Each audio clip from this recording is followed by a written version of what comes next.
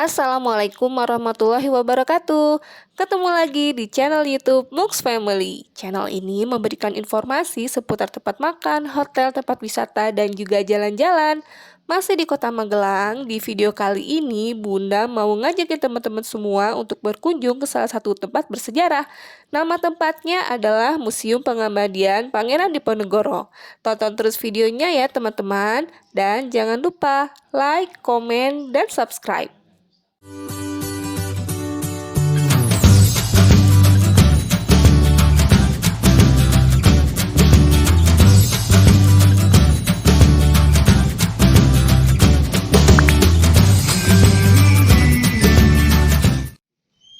Halo teman-teman semua, apa kabar? Semoga teman-teman semua selalu dalam keadaan sehat ya.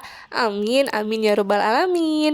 Di video kali ini kita lagi ada di Museum Pengabdian Pangeran Diponegoro yang lokasinya berada di Jalan Pangeran Diponegoro 1, Kota Magelang. Jadi teman-teman, Museum Pengabdian Pangeran Diponegoro ini tempatnya masih berada di satu lokasi dengan Museum BPKRI Magelang. Untuk bangunan museumnya semua masih asli, hanya ada beberapa bagian saja yang mengalami perbaikan. Tepat di bangunan Museum Pengabdian Pangeran Diponegoro ini, kita bisa melihat pemandangan yang sangat indah dan beberapa meriam peninggalan zaman dahulu serta beberapa patung hewan. Museum ini merupakan kediaman terakhir Pangeran Diponegoro sebelum ditangkap oleh Belanda. Lokasinya di sayap kiri Rumah Dinas Karesidenan Kedu yang berlokasi di salah satu ruangan dalam kompleks kantor pembantu gubernur wilayah Kedu seluas 2.552 meter persegi. Peresmian museum ini dilakukan pada tanggal 11 Agustus tahun 1977 dan masih menyatu dengan pendopo Karesidenan Kedu yang dibangun pada tahun 1810. Bendara Pangeran Haryadipanegara atau yang biasa dikenal dengan nama Pangeran Diponegoro lahir pada tanggal 11 November tahun 1785. Beliau adalah seorang pahlawan nasional Republik Indonesia yang memimpin Perang Jawa selama periode tahun 1825 hingga tahun 1830 melawan pemerintah Belanda. Di ruangan inilah beliau dijebak dalam sebuah perundingan dengan Jenderal de Cock, lalu ditangkap oleh Belanda yang sudah lelah karena gagal menangkap Pangeran Diponegoro selama 5 tahun. 4 buah kursi kayu jati dan 1 meja ini adalah tempat duduk saat Pangeran Diponegoro berunding dengan Jenderal de Cock. Kursi yang berada di dalam lemari kaca dan ditutupi dengan kain putih ini merupakan kursi yang pernah digunakan oleh Pangeran Diponegoro. Di bagian kanan kursi terdapat bekas cengkraman terlihat seperti goresan di kayu yang menandakan kemarahan Pangeran Diponegoro terhadap tipu muslihat yang dilakukan oleh Belanda. Dan ini adalah jubah peninggalan Pangeran Diponegoro yang terbuat dari kain shantung yang berasal dari Tiongkok dengan tinggi jubah sekitar 160 cm. Jubah kain yang sudah berwarna kecoklatan termakan usia ini disimpan di dalam sebuah lemari kaca yang sampai sekarang masih tersimpan dengan baik di Museum Pengabdian Pangeran Diponegoro. Di museum ini juga terdapat sebuah replika jubah Pangeran Diponegoro yang dibuat dengan sangat mirip dengan jubah yang asli. Pada dinding ruangan museum juga terdapat beberapa lukisan perjalanan Pangeran Diponegoro.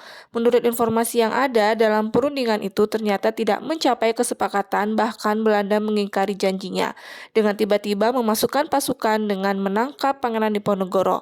Kemudian Pangeran Diponegoro dibawa ke Batavia dan diasingkan ke Makassar hingga akhir hayatnya.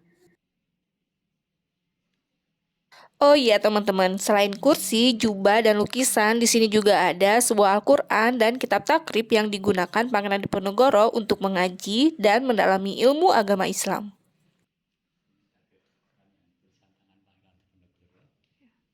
Benda peninggalan lainnya adalah bale-bale yang terbuat dari kayu jati dengan alas bambu yang dibelah. Bale-bale ini merupakan tempat sholat Pangeran Diponegoro.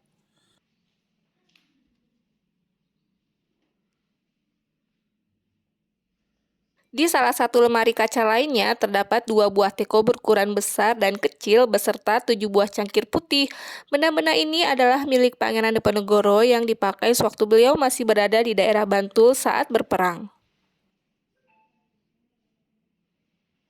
Salah satu lukisan yang ada di museum ini mungkin teman-teman sudah pernah lihat ya sebelumnya di buku sejarah. Nah, lukisan ini merupakan repro lukisan karya Raden Saleh yang menceritakan penangkapan Pangeran Diponegoro di depan gedung Karesidenan. Di depan bangunan museum ini sering digunakan untuk acara wedding dan foto prawedding. Nah, dari sini kita bisa melihat Gunung Sumbing dan Gunung Merbabu dari kejauhan. Kompleks museum ini juga masih sangat asri dan terawat, dengan banyaknya pohon-pohon besar dan teduh sehingga sangat nyaman untuk dikunjungi. Tepat di depan gedung ini juga terdapat dua buah meriam zaman dahulu yang kondisinya masih sangat baik dan juga terawat. Jadi untuk teman-teman yang mau berkunjung ke Museum Pengabdian Pangeran Diponegoro, masuk ke museumnya ini nggak perlu bayar ya teman-teman, alias gratis. Jadi buat teman-teman cukup lapor aja ke petugas yang ada di tempat, nanti petugasnya akan mengantar dan membuka pintu museumnya. Nah, untuk jam buka museumnya buka dari hari Senin sampai dengan Sabtu, jam setengah 8 pagi sampai jam 4 sore. Bangsa yang besar adalah bangsa yang menghargai jasa para pahlawannya. Sebagai generasi penerus bangsa, marilah kita jaga bangunan-bangunan dan benda-benda peninggalan sejarah yang ada di Indonesia. Oke teman-teman, segitu dulu ya video kita kali ini di Museum Pengabdian Pangeran Diponegoro, Kota Magelang.